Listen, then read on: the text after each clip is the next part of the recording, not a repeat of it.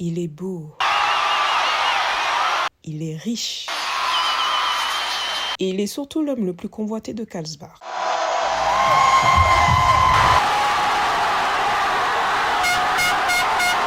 Si vous ne connaissez pas Matthias Ehrhardt, il est temps pour moi de vous présenter celui qu'on appelle l'homme parfait. Okay, let's go.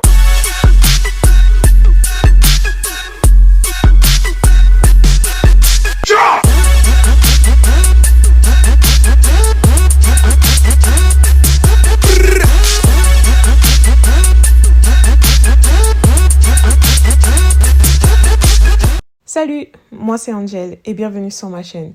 Ici on analyse, on découvre tous vos manoirs préférés, alors si mon travail vous plaît, n'hésitez pas à vous abonner si ce n'est pas déjà fait, à me laisser un petit pouce bleu pour m'encourager et surtout à me laisser un petit coucou dans les commentaires parce que vous savez que c'est ma partie préférée. La plupart d'entre vous, vous me connaissez déjà et vous savez que mon manoir préféré est Just Twilight. Rien d'étonnant me direz-vous puisque j'ai appelé ma chaîne comme ça. Mais laissez-moi vous dire qu'à l'heure actuelle, si je devais attribuer une deuxième place dans mon cœur, elle reviendrait sans aucun doute à ce couple formé par Matthias et Leila. Laissez-moi vous faire un petit résumé de cette merveilleuse histoire pour ceux qui ne la connaissent pas. Dans cette histoire, on y retrouve Leila Llewellyn qui va se retrouver orpheline après une série de catastrophes qui va se produire dans sa vie.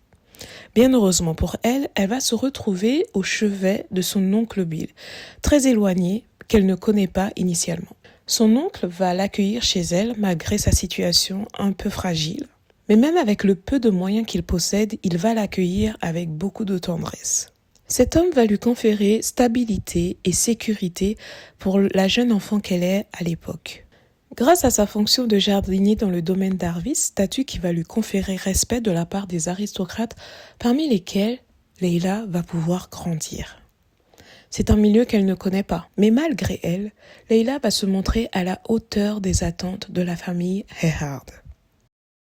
Dès les premières pages, Matthias est présenté comme l'homme le plus convoité par les femmes de la haute société. Rien d'étonnant puisque Matthias est le duc de Ehrhardt et l'héritier d'une des familles les plus puissantes de l'empire de Berg.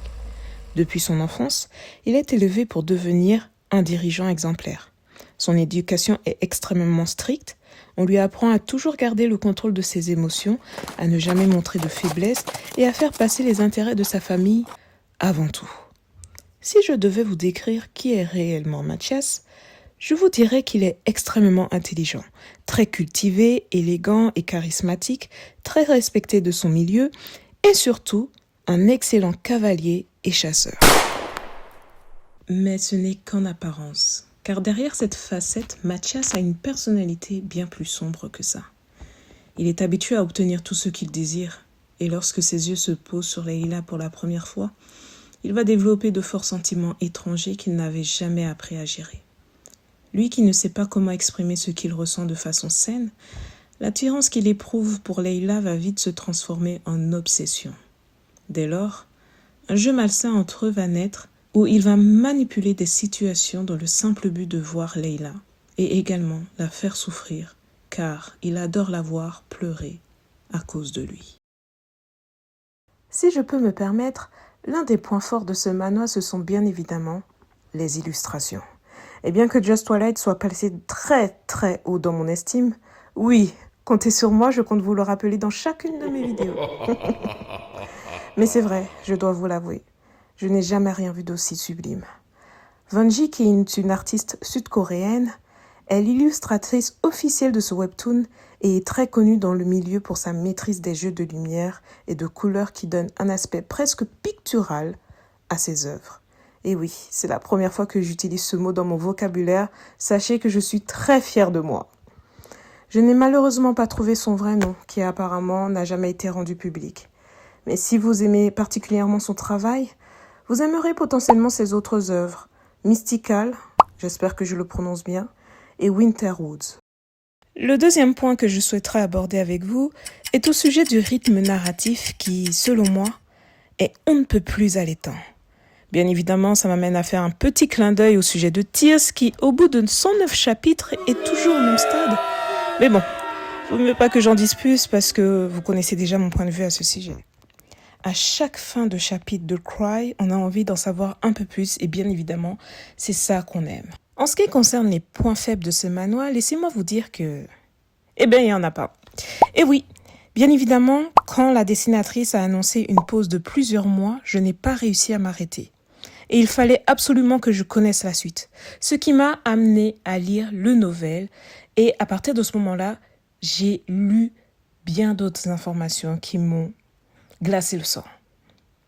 Je ne m'attendais pas à une telle suite. Je ne m'attendais pas à un tel retournement de situation. D'ailleurs, si vous ne connaissez pas la suite de cette histoire, laissez-moi vous dire que je vous prépare une petite vidéo remplie de spoilers bien cocooning que vous allez bien apprécier, bien évidemment. Je ne peux pas rester sur ma faim, il y a trop de choses à dire. En réalité, lorsque j'ai lu la suite de cette histoire, je ne m'attendais pas à un tel retournement de situation. Encore une fois, je me répète, mais c'est vrai que il est rare de voir un auteur aborder certains sujets qui visent à même aller à l'encontre de nos propres valeurs humaines. J'ai hâte de partager tout ça avec vous. Depuis le mois d'avril, le manoir est en pause. Heureusement pour nous, avant-hier, nous avons été informés de la reprise des publications à partir du 29 août 2026, à la fin de cet été. Je me réjouis déjà de cette annonce. Les gars, sachez que j'ai hâte. Et c'est ainsi que s'achève ma première vidéo d'une longue série à venir. J'espère que cela vous a plu. En tout cas, pour ma part, ça a été un bonheur total de vous présenter le projet que j'avais dans le cœur depuis plusieurs mois maintenant. Si mon travail vous a plu, n'hésitez pas comme d'habitude à me laisser un petit pouce bleu et à partager la vidéo. J'ai hâte de vous retrouver dans les commentaires pour qu'on puisse partager nos avis. Vous savez très bien que c'est ma partie préférée de mon travail. Pour moi, pour ma part, je vous laisse ici et je vous dis à très bientôt pour une prochaine vidéo. Ma communauté d'amour que j'aime tant, je vous fais de très gros bisous. Bye bye.